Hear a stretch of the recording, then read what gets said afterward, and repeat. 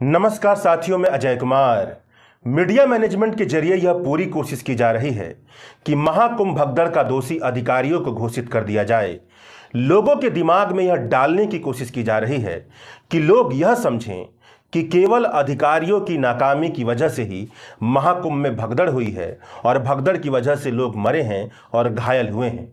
जबकि हकीकत को अगर आप थोड़ा सा पारखी नज़र से देखेंगे तो आपको दिखेगा कि भाजपा का संविधान और हिंदुत्व की राजनीति करते हुए हिंदुओं को केवल अपना वोट बैंक समझने का रवैया ही इस भगदड़ की जड़ में है। महाकुंभ में भगदड़ की वजह से जो दर्दनाक घटनाएं घटी हैं, उसकी सबसे बड़ी दोषी योगी और मोदी की टीम से बनी सरकार है। बिल्कुल आसान तरीके से आप थोड़ा एक पल के लिए इस तरह से सोचकर देखिए। मान लीजिए कि आप अधिकारी हैं और आपको समझ में आया कि संगम पर भीड़ नहीं संभाली जा सकती है। भीड़ लगातार बढ़ती जा रही है। आपने सरकार से कहा कि हमें अनाउंस करना चाहिए कि लोग संगम आने से बचें। जैसे जैसे भीड़ घटेगी वैसे वैसे हम अनाउंस करेंगे और वैसे वैसे लोग आए तो अच्छा रहेगा। मतलब एक तरह का मैनेजमेंट किया जाए। अगर आप वाकई ईमानदार अधिकारी हैं और भीड़ को सही तरह से मैनेज करना आपकी जिम्मेदारी है तो आप इस तरह का फैसला जरूर लेंगे जिसमें भीड़ को कम करने का भी आदेश शामिल हो। अब आप बताइए, क्या योगी सरकार ऐसा कभी भी मानेगी? क्या मोदी और योगी की टीम जो लगातार लोगों को संगम पर आने का न्योता दे रही है, लगातार कह रही है कि करोड़ों लोग आ रहे हैं, भव्य और दिव्य कुंभ हो रहा है, 144 साल के बाद हो रहा है, आप आइए, आते जाइए, 144 साल के बाद ऐसा सौभाग्य मिला है, इस महाकुंभ में आकर के अपने पाप धोइए। क्या वह सरकार कभी यह फैसला ले सकती है कि लोग जहां पर हैं वहीं पर रहें, थोड़ा रुक कर आएं, कुछ दिन बाद आएं, सोच समझ करके आएं, सूचनाएं सबके सामने सार्वजनिक करेगी? तो सोच कर बताइए कि दोषी कौन होगा? भीड़ प्रबंधन यानी क्राउड मैनेजमेंट के विद्वान यही बताते हैं कि केवल धार्मिक आयोजनों में ही नहीं, स्पोर्ट्स इवेंट, म्यूजिक इवेंट, इन सब जगहों पर भगदड़ होती है। भगदड़ में लोगों की मौत होती है, लोग घायल होते हैं। मगर सबसे दुखदाई और दर्दनाक बात यह है कि अगर ढंग से और सही दिशा में क्राउड मैनेजमेंट किया जाए तो इस तरह के भगदड़ से बचा जा सकता है, लोगों की जान बचाई जा सकती है।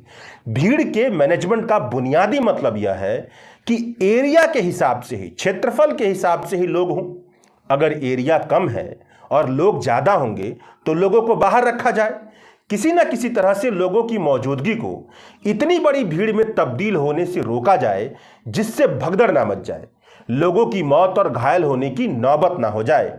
और इसके लिए बहुत ज़रूरी है कि पारदर्शिता बरती जाए, ट्रांसपेरेंसी अपनाई जाए। शासन प्रशासन लोगों को यह बताए कि कितनी जगह है और कितनी भीड़ आ गई है। मीडिया लोगों को यह बताए कि व्यवस्था का क्या हाल है। जब शासन प्रशासन और लोगों के बीच में सूचनाओं की ट्रांसपेरेंसी होती है और उसके हिसाब से ईमानदारी से काम किया जाता है, तभी भीड़ संभाले जा सकती है। मगर आप बताइए कि क्या मोदी और योगी की लीडरशिप इस तरह की पारदर्शिता अपनाती है? महाकुंभ के दौरान कहीं भी यह लगा कि सरकार पारदर्शिता के साथ काम कर रही है? सरकार ना भीड़ के सही आंकड़े बता रही है और ना ही मौत के, केवल इसीलिए कि सरकार की जो छवि है, जो उसकी चमक है, उसमें दरार ना आ जाए, वह टूट ना जाए। जब इस तरह से चुप्पी साधी जाएगी और इस मकसद से चुप्पी साधी जाएगी तब हाल बुरा क्यों नहीं होगा? हाल तो यह है कि महाकुंभ में लोगों की मौत के बाद जिन रिपोर्टरों की खबर वायरल हो रही है, उन्हीं के आप पहले की रिपोर्ट देखिए तो विशुद्ध तौर पर सरकार के प्रोपेगेंडा का स्तुतिगान दिखाई देते हैं। वहां पर कुछ भी आपको नहीं दिखाई देगा। साइंटिफिक स्टडीज के मुताबिक अगर भीड़ की डेंसिटी बहुत ज्यादा बढ़ जाती है तब भगदड़ की स्थिति स्वाभाविक तौर पर बन जाती है। 1 स्क्वायर मीटर में अगर 5 लोगों से ज्यादा लोग हैं तो भगदड़ की स्थिति बनेगी ही बनेगी।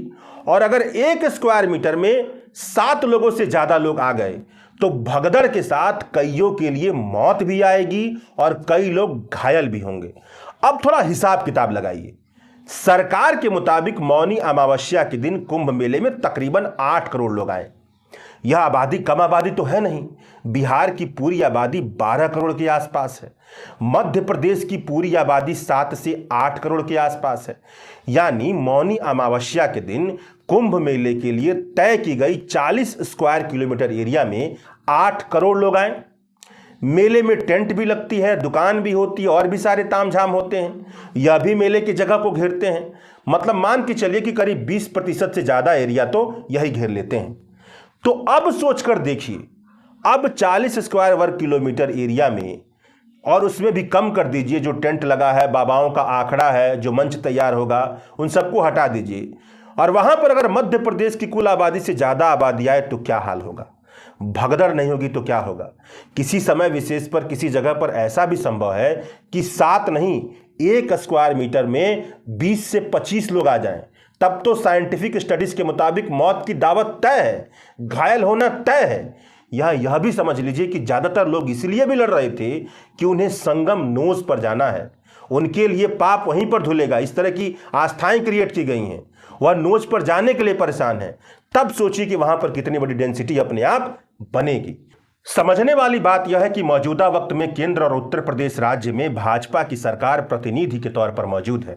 मोदी और योगी की अब तक की पॉलिटिक्स यही रही है कि हिंदू पहचान को, भले ही हिंदू मर क्यों ना जाए, बर्बाद क्यों ना हो जाए, अपना विवेक क्यों ना खो दे, अपने वोट के लिए लगातार इस्तेमाल करने की रणनीति बनाती रहनी है और उसी को जमीन पर लागू करना है।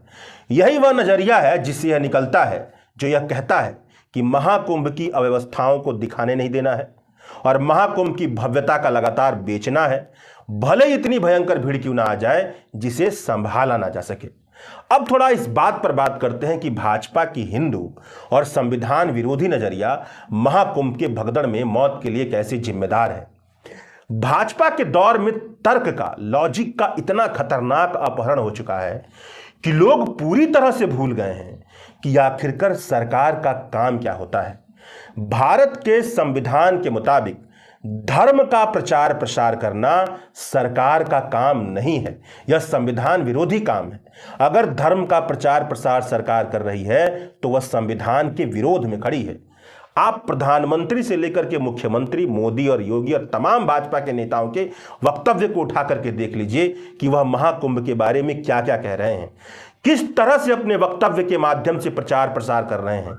उनकी हर वह बात जो महाकुंभ के प्रचार प्रसार से जुड़ी है वह संविधान के विरोध में खड़ी है। केंद्र की मोदी की अगुवाई वाली सरकार और योगी की सरकार ने पूरी कोशिश की है कि महाकुंभ का सारा श्रेय उनकी झोली में चला जाए। वह दिव्य और भव्य महाकुंभ कहके अपने आप को हिंदू हृदय सम्राट बना दें। उन्होंने महाकुंभ को महाकुंभ के हिसाब से नहीं, हिंदुओं के वोट के हिसाब से सोचा है। भारत के संविधान के हिसाब से तो कतई नहीं सोचा है। भारत का संविधान कहता है कि सरकार लोगों में साइंटिफिक टेम्परामेंट को बढ़ावा देगी, धर्म के प्रचार प्रसार से बिल्कुल अलग रहेगी। अगर लोग अपनी आस्था के मुताबिक किसी धार्मिक आयोजन का हिस्सा बन रहे हैं तो सरकार का काम केवल उस धार्मिक आयोजन को संभालने का होगा, न तो उसका श्रेय लेने का होगा और ना ही उसका प्रचार करने का। संविधान के मुताबिक धार्मिक आयोजन के संदर्भ में यह बुनियादी बात सरकार की जिम्मेदारी के तौर पर निकल करके आती है।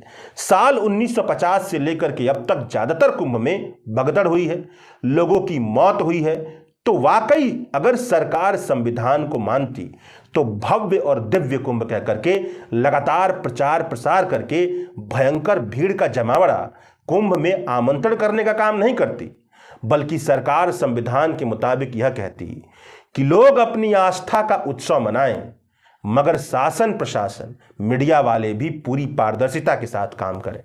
ऐसी स्थिति उत्पन्न होने से सभी बचाएं कि भीड़ भगदड़ में ना बदल जाए और जान माल को नुकसान ना पहुंचे। इस तरह की विवेकशील बात करना सरकार की जिम्मेदारी थी। अगर सरकार हिंदुओं को वोट बैंक की बजाय इंसान मानती, इस तरह की विवेकशील बात करती। भगदड़ में मौत हो जाने के बाद योगी आदित्यनाथ ने क्या कहा कि सारे घाट मां गंगा के घाट हैं, जो जहां है वहीं पर रहें, संगम तट पर जाने की कोशिश ना करें। भगदड़ और लोगों के मरने के बाद योगी आदित्यनाथ की जुबान से मां गंगा का नाम लेते हुए तार्किक बात निकली थी। ठीक ऐसी ही बात अगर लोगों के मरने से पहले सरकार सोचती कि आस्था के उत्सव को ऐसे प्रबंध करते हुए चलाना है कि लोग कुचले ना जाएं और लोगों की मौत ना हो, तो वह संविधान के मुताबिक काम करते। मगर वह तो यही सोचती है कि भाई मंदिर तो हम वहीं बनाएंगे और वहीं पर स्नान भी करवाएंगे, तब वो कैसे ऐसा सोच सकती है। हिंदुत्व की राजनीति के मुताबिक महाकुंभ का पागलपन भरा प्रचार प्रसार नहीं करती। भारत के संविधान के मुताबिक सरकार का काम साइंटिफिक टेम्परामेंट, वैज्ञानिक चेतना को बढ़ावा देना है। महाकुंभ में किसी और तट पर नहीं, केवल और केवल संगम तट पर स्नान करने से जीवन के सारे पाप धुल जाते हैं। यह महाकुंभ से जुड़ी हुई आस्था है और मान्यता है। भारत के संविधान के मुताबिक लोगों को इस तरह की बातें कहने का हक है, धार्मिक व्यक्तियों को इस तरह की बातें करने का हक है, मगर सरकार का काम यह है कि वह तमाम तरह के प्रचार प्रसार करके अंधविश्वास और आस्था के पाखंड को सही नजरिया में तब्दील करवाए। और भारत की कोई भी पॉलिटिकल पार्टी अपने आचरण में यह काम करती हुई बिल्कुल नहीं दिखाई देती है। भाजपा की हिंदुत्व की राजनीति तो इसी बुनियाद पर टिकी है कि लोगों में तर्क और विवेक की बजाय आस्था की हवा भर देना है। आस्था का इतना हवा भर देना है कि अगर कोई सही तरीके से समझाए तो उसकी लिंचिंग कर दी जाए, उसका जुबान खींच लिया जाए। मतलब आप ही बताइए कि कई सदियों से हिंदुस्तान में कुंभ और महाकुंभ का मेला लगता आ रहा है। क्या हिंदुस्तान में पाप कम हुआ? अगर सही पैमाने पर नाप लिया जाए तो पता यह भी चलेगा कि पहले के मुकाबले पाप का घड़ा लगातार बढ़ता जा रहा है। कर्मकांड हिंदू धर्म का या किसी भी धर्म का मर्म नहीं होता है। मर्म होता है व्यक्ति की नैतिक आचरण, किस तरह से व्यक्ति जीवन जी रहा है, उसके भीतर की ईमानदारी, उसके भीतर की न्यायिक जीवन शैली यह बताती है कि वह धर्म से क्या सीखेगा और धर्म से किस तरह से वह संवाद करता है। भारतीय जनता पार्टी जैसी पॉलिटिकल पार्टियां लोगों के भीतर की बेईमानियों को बढ़ावा देती हैं और धर्म के नाम पर कर्मकांड को बढ़ावा देती हैं। नहीं तो वह वाकई हिंदू धर्म और संविधान सम्मत राजनीति करती तो लोगों के भीतर वह तर्क और विवेक पैदा करवाने पर ज्यादा जोर देती कि वह धर्म के मर्म को समझ पाएं। यह समझ पाएं कि पाप किसी नदी में नहाने से नहीं धुलता है। पाप तब धुलता है जब आस्था कम से कम इतना तो सोच पाए कि अगर हम भीड़ बढ़ाएंगे तो भगदड़ होगी और भगदड़ होगी तो लोग मरेंगे। और सरकार कम से कम इतना तो सोचे कि उसे धर्म का प्रचार प्रसार नहीं करना है, संविधान के मुताबिक काम करना है।